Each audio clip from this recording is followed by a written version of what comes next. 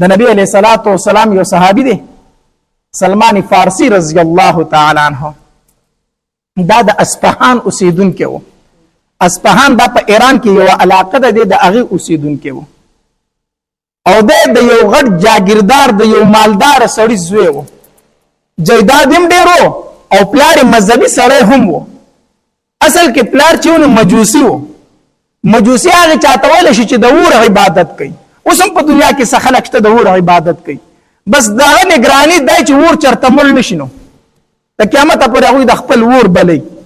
هغه مړ کېدو ته نه ورکوي او د هغې اور عبادت کوي. نو د ده پلار مجوسي و په خپل مذهبي کارونو کې دومره مخکې و چې د دوی کومه اتشکده وه، د دوی چې کومه عبادت خانه و د هغې مشر د ده پلار و. هغې اور نگرانی به د ده پلار کوله، دومره پکې مخکې و. بهر جاگیردار سړی پلارو نو دوی به دی به پټیو جیداد او هغې ته به تو راته د سلمان فارسي رضی الله تعالی عنه. په دغې وخت کې حق دین چې و صحیح دین هغه دین عیسوي و، عیسایت و، د عیسی علیه السلام دین چې کوم دی دا حق دین و. په دغې زمانه کې دی به چې کله خپلو پټو ته تو خپل جیداد ته به تو نو په لاره باندې د هغې یو عبادت خانه و د عیسایانو هغوی به پکې عبادت کوو نو دی به کله کله هغې ته ورښکاره کېدو. بس د هغې سره خبرې اترې شروع شوې نو ده ورته وویل چې زه خو مجوسي یم، زه خو د اور عبادت کوم. هغې ورته ویل د اور عبادت ولې کوې، د الله عبادت ولې نه کوې؟ د دې اور دې دومره موده بندګي وکړه، دومره وخت عبادت وکړو، زه ته دې اور ته خو لاس دم نه کړه چې سیزي دي او که سیزي دي نه، ډېر وخت یې ورسره دوستانه پاتې شو. په کار ده چې تا خو ونه سیزي که نه، ټول عمر دې عبادت وکړو، اوس دې اور ته خو لاس دم نه کوي، نه ده خو سیزل کوي، نو اصلي عبادت کوي، سوځي دی او عبادت هم کوي. نو عبادت د چا وکړم؟ د یو الله بندګي وکړه. بهرحال د هغې دا خبرې د ده زړه ته پرېوتې نو ده عیسایت قبول کړو. نو بیا به د کور نه د پټو په بهانه درته وتو چې زه پټي ته ځم او هلته کې هغې د عیسایانو عبادت خانې ته به ننوتو، هلته کې به عبادت کو. پلار یې پې خبر شو، چې پلار یې پې خبر شو نو دی ډېر زیات ووخو. سلمان فارسي رضی الله عنه ډېر زیات ووخو. ته ما ته هم نه ګورې، زه د خپل دین مشر یم او تا خپل دین پرېښود بل دین دې قبول کو. ډېر زیات یې ووخو، حتی در دې پورې چې په زنځیرانو یې وتړو چې وایي تړو. بهرحال دا هغې عبادت خانې والو ته وویلو چې دلته خو ما پلار نه پرېږدي، په څه طریقه ورته خبر ولېږو. خو ستاسو مین مرکز، ستاسو غټ مرکز کوم ځای کې دی؟ زموږ غټ مرکز په شام کې دی. وی کو چېرته ستاسو څه کسان شام ته تلو ما خبر کړه چې زه ورسره لاړ شم، ځکه دلته ما پلار نه پرېږدي. هغې ورته ویل ټیک ده. بیا څه عیسایانو شام ته تلل، ده ته سوال جواب راولېږل چې مونږ ځو که ته راسره ملګری کېږي روان شه. نو سلمان فارسي رضی الله تعالی هغه زنځیران مات کړو، په هره طریقه چې ځان یې کوله وکړو، هغې قافلې ته ځان ورسو او لاړ شام ته ځان ورسو. شام ته وتښتېدو. چې شام ته ورسېد هلته یې تپوس وکړو په تاسو کې غټ پادري دلته کم یو دی، د عیسایانو چې کوم غټ عالم دغه دلته کم یو دی. چا ورته یو تن خو دا دی چې هلته لاړ ډېر ضعیفه پادري و. ده د هغه خدمت شروع کړه، خپله ټوله کیسه یې ورته وکړه چې پلار مې ډېر مالداره سړی دی او زه د یو مالداره سړي زوی یم، خو پلار مې مجوسي دی او زه یې په دغې باندې مجبوره کړی کوم، زه د کور نه را تښتېدلی یم او ما عیسایت قبول کړی دی. هغه ورته ویل ټیک ده، زما سره به یې، ده به د هغه خدمت کوو، زده کړه به یې ترې کوله. هغه پادري ډېر ښه سړی و، ښه سړی و، نیک سړی و. ده د هغه خدمت کو خو بوډا و. نو چې کله د هغه د مرګ وخت را نږدې شو، د ځنکدن ټایم و، بیمار شو، نو ده ورته ویل ته خو مرې مړ کېږې او زه خو مسافر یم، وطن ته واپس تللی نه شم، چې ته مړ شې نو زه به چېرته ځم، ما ته خو هم څه لار وښیه که نه. نو دغې فادري ورته بیا بل فادري وښو، وایي په پلانکۍ علاقه کې زمونږ یو فادري دی او ډېر نیک سړی دی، ته به د هغه خواله لاړ شي چې زه مړ شم. بهرحال دغه پادري مړ شو، دوی دفن کو. چې دفن کو سلمان فارسي رضی الله عنه خپله کډه کندرې راواغسته روان شو، لاړو هغې بل فادري ته ورسېد. هغه ته یې خپله کیسه وکړه چې تا له پلانکي فادري رالېږلی یم، هغه مړ دی، خو هغه راته چې د خواله به لاړ شي. هغه ورته وایي ټیک ده. ده د هغه خدمت شروع کړو، د هغه نه یې زده کړه شروع کړه، خو دا دویم فادري چې و که نه دا ښه سړی نه و. سلمان فارسي رضی الله عنه فرمایي دی ټیک سړی نه و، هسې په ظاهر کې د ځان نه یو پیر یو نیک راښکلی و، خو یې نورو ډېر دنیادار سړی و، پیسې به یې د خلکو نه اخیستلې، په څه طریقه جمعواري کوله. ما د ده خدمت کو، دی هم بوډا و، وی دې عالم په مړ کېدو شو نو ما ورته چې ته عمرې خو زه به چېرته ځم ادھر راته درېم تن یاد کو چې زه مړ شم هلته به لاړ شي بهرحال دی مړ شو چې دی مړ شو هغې ځای نه روان شوم هغې درېم پادري له ورسېدم هغه هم ضعیفه سړی و دا خدمت مې کو د هغه هم ټایم د مرګ راغی چې هغه مړ کېده هغه ته مې تپوس وکړو چې ته رانه مرې زه به چېرته ځم هغه راته یوه خبره وکړه هغه راته وي چې زما نه وروسته ته د هېچا خواله مه ځه ځکه زمونږ عیسایت چې دی دا اوس ډېر خراب شوی دی اوس پکې خلکو د ځان نه ډېرې خبرې ویستلي دي اوس داسې یو سړی نشته دی چې زه تا ته وښیم چې د هغه خواله لاړ شه ته د هېچا خواله مه ځه خو زه دا وخت داسې علم که نه چې د آخرې زمانې د پیغمبر د راتلو ټیم دی موږ د خپلو کتابونو نه معلومات کوو او موږ ته د خپلو کتابونو نه اندازه داسې کېږي چې د آخرې زمانې د پیغمبر د راتلو وخت پوره شوی دی نو ته د هېچا خواله مه ځه د آخرې زمانې د پیغمبر تعالی شروع که زمانه پس سلمان فارسی رضی الله عنه فرمایلی هغه زه پیژنم څنګه دغه فادری ورته تا ته زه 15 علامات خیم چې دا 15 نښې پکې موجود وي که نه دا به د آخرې زمانې پیغمبر وي کمې وی یو دا چې د آخرې زمانې پیغمبر چې په کومه علاقه کې پیدا کېږي هغه به شګله نظمه کوي تش بیابان به وي شګې به وي شینکۍ به پکې نه وي یو دا علامت دی وی دویم دغه پیغمبر چې کومې علاقې ته هجرت کوي په هغې علاقه کې به کجورې ډېرې زیات وي کجورې به پکې زیات وي وی درېم علامت د دې پیغمبر دا دی چې صدقه به قبلوي خو خوري به یې نه خوري به یې نه او څلورم علامت دا دی چې هدیه به قبلوي هم او خوري به هم او پنځم علامت دا دی چې شاته د ولو په منځ کې به مهر نبوت وي دا پنځم علامت دی دا 15 خبرې چې دی به وموندلې که نه دا د آخرې زمانې پیغمبر دی سلمان فارسی رضی الله عنه فرمایي وایي دغه فادري مفات شو مونږ دفن کو او زه دغه د خوا نه رووتم او ځان له مې څه ګډې بيزي واغستې تجارت مې شروع کړو چې دا تجارت به کوم او دا ګډې بيزي به څارومه دا شپانه خو ګرځي په هر علاقې ته دی رسېدلی که نه نو ګرځم او د خلکو نه به معلومات کوم د آخرې زمانې پیغمبر پسې به ګرځم ګډې بيزي مې واغستې ځان له مې تجارت هم کو هغه مې سرولې هم نو خوش کو په بیابانونو باندې به ګرځېدم یو قافله را سره میلاو شوله د هغې نه مې تپوس وکړم چې تاسو د کومې علاقې یئ ما ته وی چې موږ د مکې یو ما وی چې یاره داسې دې زمانه کې به تاسو خبر شوي نه یې چې چا د پیغمبرۍ دعوه خو به نه یې کړي یا هغوی راته وایي چې هغه زموږ په علاقه کې دی که نه زموږ د علاقې سره د پیغمبرۍ دعوه خو کړي یو هلک راوتی دی ما ورته ویل چې ستاسو په علاقه کې موجود دی وی چې او ما چې ستاسو علاقه څنګه علاقه ده چې یاره زموږ علاقه خو تشې شګې دي نو تشې شګې دي شینکي پکې نشته ما ویل چې زه اول علامت خو مې وموندو اول علامت مې وموندو بیا مې ورته ویل چې دا پیغمبر څنګه سړی دی د هغه متعلق چې څه خبرې وکړې نو زما په زړه کې لږ نور هم رغبت پیدا شو ما ورته ویل چې یاره تاسو ما خپل کلي ته ځان سره بو نه ځئ دې راته ویل چې ولې نه چې کله موږ واپس ځو تا سره لاړ شه که نه ما ورته ویل چې ټیک ده بهرحال دې قافلې چې کله واپسي کوله ما ته ویل چې مونږ خو ځکو را سره ځي ما ویل چې زر سره ځم دوی سره مې واپسي وکړه روان شوم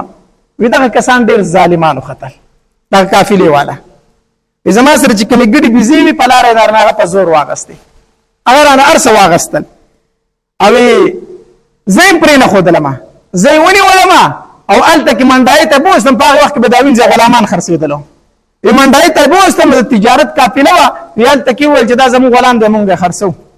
ما ډېرې چغې وویلې چې زه غلام نه یم آزاد سړی یم آزاد سړی یم وی چا منله او هغه قافله وه د هغې خبره خلکو اورېده زما هغه چا نه اورېدله په منډایي کې خرڅ کړم غلام یې رانه جوړ کړو سامان یې رانه مو اخېستو غلام یې رانه هم جوړ کړو خرڅ یې کړم وی چې خرڅ یې کړم ډېر زیات مې وچړل ډېر زیات مې وچړل ما وی چې الله د بادشاهۍ ژوند مې پرېښودو د ملکۍ او د نوابۍ ژوند مې پرېښودو د پلار خو مې په علاقه کې ملکي او نوابي وه او زه راوتې دې دپاره وم چې د آخر پیغمبر ته ځان ورسوم دین حق قبول کړمه نه خو زه غلام شم زه خو اوس د آخرې زمانې پیغمبر ته هم نشم رسېدی اوس خو د دوی خوښه ده چې ما سره څه کړي نو ځکه غلام به تښتېدی هم نه شو چې غلام به وتښتېده نو د هغه مرګ به دوی روا ګڼو وجې به بیا چې کوم ځای به چاړان دی کوي وجې دا تښتېدلی دی زما غلام دی نو تختیدې هم نشم ځکه که وتښتم بیا خو مې مرګ ځای دی او ژوند د غلامۍ شو. ډېر زیات مې جړل الله ته. په هر حال دا چا چې اغوستی هغه په بل خرڅ کړم هغه په بل خرڅ کړم څه ډېر ځایونه خرڅ شوم تقریبا څه 25 ځایه خرڅ شوم. په آخر کې چې زه چا واغستم هغه د مدینې منورې یهودي و. هغه واغستم چې هغه واغستم هغه روان کړی وم بوستم هغې علاقې ته ورسولم چې کجورې پکې ډېرې وي. ما ورته وایي چې دا کومه علاقه وي چې دا یثرب دی یثرب وي کجورې پکې ډېرې وي. نو زه خوشحاله شوم ګوره چې دا پیغمبر هغه ځای بدای کو ځکه مدینه منوره کې کجوره ډېره زیاته ده. ښه علماو لیکلي دي چې کله حج له لاړ شو عمرې له لاړ شو بیا مدینې منورې ته ځې که نه نو په بس کې چې ناست که نه او کله د کجورو باغات شروع شو د کجورو باغونه شروع شو نو د مدینې منورې حدود شروع کېدو والا دي د دغې ځای نه به ته درود شریف شروع کړي. چې کله د مدینې منورې د کجورو باغات تا ولیدل که نه الله دې موږ ټول حج عمرې له بوځي. چې کله د مکې نه ځئ مدینې منورې ته نو چې کله د کجورو باغات شروع شو د کجورو ونې شروع شوې د دغې ځای نه څه شروع کا درود شریف په شروع کوي. دا علماو لیکلي صحیح طریقه ده. د دغې ځای نه به درود شریف شروع کوي د دغې ځای نه بیا د مدینې حدود شروع کېږي ځکه نو مدینه منوره کې کجوره ډېره ده. ما وایي چې کېدی شي هغه هجرت چې به کوي هغه به دا ځای وي. به هر حال د یهودي سره ومه او هغه له مې به زمینداره کوله او دا یهودي را باندې ډېر زیات مین وي. ما به له ډېر په اخلاص کار کو نه را باندې مین هم ډېر زیات و. وی لګیا وم په پټو کې مې د هغه کار کو په کجورو کې کار مې ونه کو په دې کې ناڅاپه چغې شو شور شو په مدینه منوره کې. وی زه لږ ودرېدم چې دا شور د څه شي دی. وی تپوس مې وکړو چې ولې دا خلک سره راوتې او دا شور او دا غوغا سره جوړه شوه. وی چې د آخرې زمانې هغه پیغمبر چې و که نه هغه د مکې نه مدینې منورې ته هجرت وکړو. پیغمبر د مکې نه مدینې ته راغی. وی ما وی چې ځه الله تبارک وتعالی هغه دویم علامت هم پوره کړو دویم هم پوره کړو. وینا غالم خپل مالک لره مالک ته مې وي چې ما له لږې کجورې نه راکوي غلام دی که نه ما ته چې ما له لږې کجورې نه راکوي زه له دغې سړي خوا له ځمه ځان سره به لږې کجورې وړسمه. هغه راته وایي چې ولې نه کجورې والتې که نه د ځان سره مې کجورې واغستې وامې غستې لاړم د دغې پیغمبر خوا له چې ورسېدم ما ورته کجورې مخې ته کېښودې ما ورته وایي چې زه سلمان فارسي یم د فارس اوسېدونکی یم خو دلته غلام یم. ما ته چې دا کجورې د څه دي ما ورته وایي چې دا مې تاسو له صدقه راوړې ده. نبي علیه السلام رانه واغستې قبول یې کړې خو ملګرو ته یې چې هلکه وخورئ تاسو وخورئ. ما ورته وایي چې تاسو وایي چې سلمانه مونږ پیغمبران صدقه نه خورو مونږ پیغمبران صدقه او درېیم علامت خو پوره شو مونږ پیغمبران صدقه نه خورو. وی رالمه بیا د مالک خواله څه ورځې پس مې ورته وایي چې ما له لږې کجورې نه راکړه زه هلته ورځم چې واله که نه بیا مې کجورې واغستې چې واغستې بیا د دغې پیغمبر خواله ورغلم. ما ورته کجورې کېښودې چې سلمانه څه دي ما ورته وایي چې کجورې مې راوړي دي خو دا تاسو قبول کوئ نو ما ته چې د څه کجورې دي ما چې دا مې هسې هدیه راوړي تاسو لره. نبي علیه السلام ته په خپله اول واغسته وخوړه بیا ملګرو ته یې چې هلکه وخورئ هدیه یې وخوړه هم او په ملګرو یې تقسیم کړه. ما چې زه څلورم علامت هم پوره شو. اوس یو علامت پاتې دی چې مهر نبوت دی. د نبي علیه السلام سره داسې کېناستم نو بیا پاسېدم د نبي علیه السلام د ملګرو سره په خبرو اترو شو نو زه پاسېدم د نبي علیه السلام شا طرف ته به بار بار تلم چې اوس مهر نبوت وینم که نه اخري علامت پاتې چې دا وینم بار بار به د نبي علیه السلام شا ته تلم خو ویلی خو مې نه شو چې د الله پاکه پیغمبره دا صادر ښکته کړه چې زه دې دا ولي مبارک وینم ویلی خو مې نه شو. ما وایي چې زه دا صادر به چېرته داسې وکشېږي زه به یې وینم. نبي علیه السلام را باندې پوه شو چې سلمان فارسي څه لیدل غواړي سلمان فارسي څه لیدل غواړي. نبي علیه السلام داسې ځان صادر ته وکړی کمیس نه نبي علیه السلام دا صادر داسې ښکته وکشه چې وکشو مهر نبوت مې د ولو په منځ کې ولیدو چې د کوترې د اګۍ په مقدار باندې الله محمد رسول صلی الله علیه وسلم چې لیکلي شوي پو چې دا مې څنګه ولیدل ورمنډه مې کړه خوله مې پې کېښوده او په چغو نبي علیه السلام ته په جلا شوم چې د الله پاک پیغمبر ما هم دا لیدل غوښتل دا مې لیدل غوښتل. د نبي علیه السلام له رالمه په جلا ورته شوم ما ته چې کلمه راته ووایه د کلمه یې راته وویلله ما ته چې سلمانه دلته راځئ ما چې د الله پاک پیغمبره نشم راتلی زه خو پردی غلام یم زه به ستا خواله څنګه راسم زه خو راوتې په تا پسې وم خو غلام شوی یم څه وکړم. نبي علیه السلام راته وویل چې سلمانه د دې مولا سره د عقد کتابت وکړه، عقد کتابت سره وکړه، مکاتب دي تا جوړ کی او ته زبل دومره پیسې درکمه ما آزاد کا، دا عقد سره وکړه. امام چې ټیک ده الهام خپل مولا ته وی چې ما آزاد کا زبر درله پیسې درکمه. نو چې سره څوک یو شی نه خرڅي کنه نو د سیریټي و چې څوک یې نه کنه داسې کنه زمانه مولا ډیر رضا یا غره سلمان دومره بسره راوړي دومره سره راوړي او په پلان کې باغ پټی کې رااله د کجورو یو باغ ولګوا او چې کله هغه کجورو دانې شروع کړل بیا به خبرې کوم بیا به څه کوم ایمه چې زما ارمان نه پوره کیږي، زما ارمانو یو به دومره سره د کم طرف راوړم او بل دار چې کجوره دانه نسی ته کجوره نه لکه او غټیږي بیا دانې نسی پاغه کو کولو نه لګي کجوره نه لکه کنه یا چې هغه دانی ترسل سو کال پکې لګي. ایمه چې د ارمان زمانه پوره کیږي. ایران نبی علیہ الصلوۃ والسلام لره استرګونه مې وخت روان شي مې الله پاک پیغمبران نکېږي. ما ته وی چې ولي ما ته چې قرآن هغه دومره سره غواړي نو زما سره کم دي نو غلام ما او دغه هغه چې کجور باغ را لولګو چې دانی ونی بیا به آزاد وما نو دا کېږي. نبی علیہ الصلوۃ والسلام راته فرمایل چې سلمان دا خبر سره پخه کا اور سره سکا پخه کا الله پاک پیغمبر سره کوم دي بس تو سره خبر وکړه حق سره وکړه به سره پوره کا. سید الزلام امام مولا ته چې دا حق درته منظور دی درته څه دی بیا زمون منظور دی چې سید هغه په خندا شي سید چې تماله باغ لګای بیا کجوري کې بیا ورسته ګورو صحیح شو بیا مې سره وکړه ورځ لګي غونته تیر نه وی چې نبی رسول الله سلام را پسې سوال جواب کوي سلمان فارسی ته زما خواله راشي اذا نبی رسول الله سلام خواله را لمه نبی رسول الله سلام را سره راکړو چې سلمان دا سره واله دا سره واله الله قربان شم د خپل محبوب نه سره سوک چاله ورکی په کیلوګانو سره سوک چاله ورکی نبی رسول الله سلام ته د یو تن اسلام دومره خوخه د یو مسلمان آزادېدل ورته دومره خوخو مسلمان واله دا سره دا الله پاک پیغمبر هغه چې کوم سره یادې دا خو نه پوره کیږي سلمان دا اوس ته خو ته دا وته لکنه دا خورته اوتله چې سره مې وړو مولا لا مې وړو مولا تمه چې دا سره اوتله چې هغه وتل چې څومره هغه ولې دومره اوختل هغه سره ولګ ما چوړو ولګ خو چې څومره هغه ولې دومره اوختل دا د نبی اسلام سوا معجزه و د نبی اسلام خیا سره خو شو وس کجوري بس کیږي نبی علیہ السلام کجورو د کار ټیم راغی نبی علیہ السلام راته چې سلمان ته چې زمکه برابر کی بیا ما ته سوال جواب وکړه چې کجوري پکې درلو وکړو کجوري پکې درلا ما چې زمکه برابر کا نبی علیہ السلام لعلم د الله پاک پیغمبر زمکه می تیار کړی د کجوري پکې کړل غواړي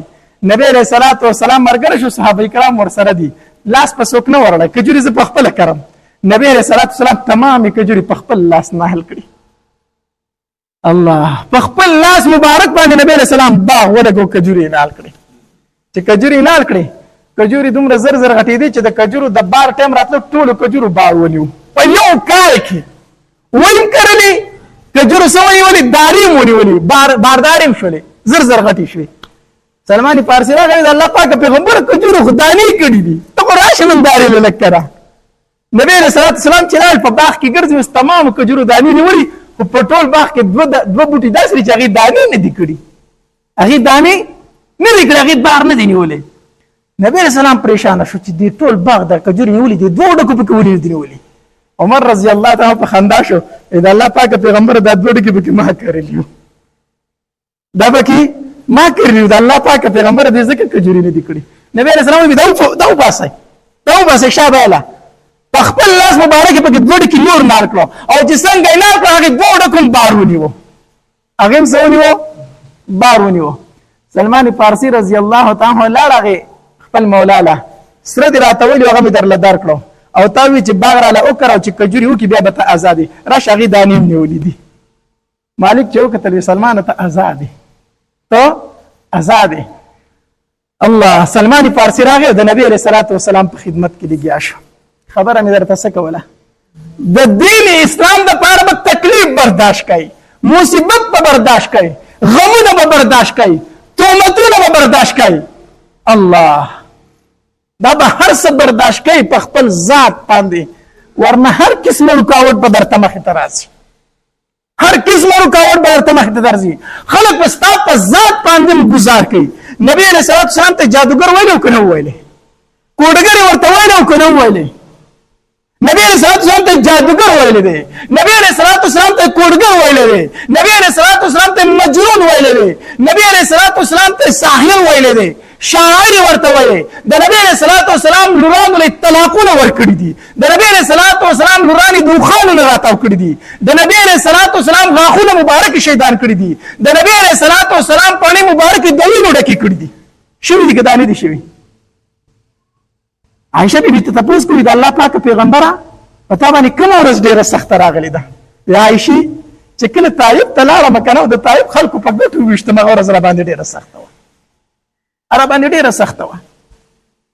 زه څوک یم او ته څوک یې ما به څوک معاف کړو تا به څوک معاف کړي